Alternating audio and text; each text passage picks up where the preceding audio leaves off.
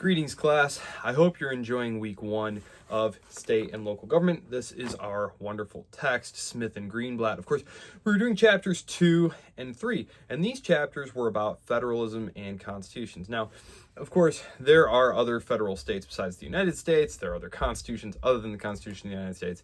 But this is a 200 level class on state and local government in the United States, so don't get distracted. If you want to know more about those other types of states and how they work, take my comparative government class. But for now, let's just stay focused on the American case. So obviously, this is a truncated class. It's 7 weeks. You have so much to do. I'm not going to belabor any of the points here. Things that I just want you to be looking out for. Look, as you can see, as you move along, the chapter 2 on federalism, what's something that you notice?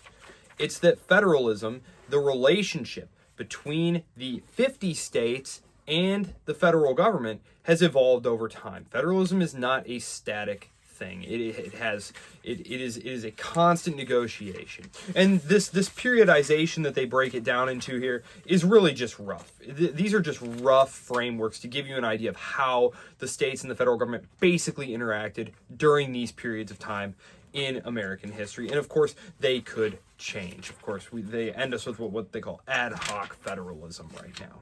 So,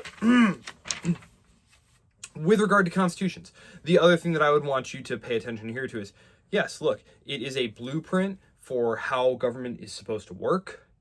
There are constraints on what the government is supposed to be able to do in there. But these documents change over time. Amendments get added, amendments get removed.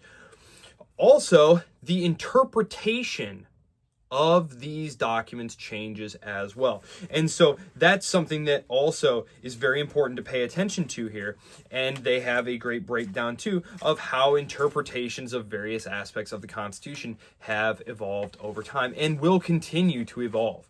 So as you're going through chapters 2 and 3 on American federalism and the Constitution, things to keep in mind there are that these things are not monolithic, static creations that if you have a perfect understanding of them right now, that this is how they were and this is how they're going to be. A proper understanding of these things is to understand them as a constant interaction among interested parties within the polity.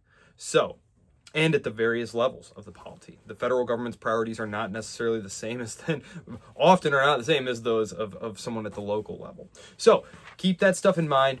If you fall behind, please let me know. I know this class moves fast. I know that some of you are doing this class as like a college credit class and are actually still in high school. So I know that you have a full day going on at school. So please do reach out to me if you are falling behind at all, because this class moves terribly fast. So I hope you're having a great weekend. Stay warm out there. -14, blessed Michigan. All right.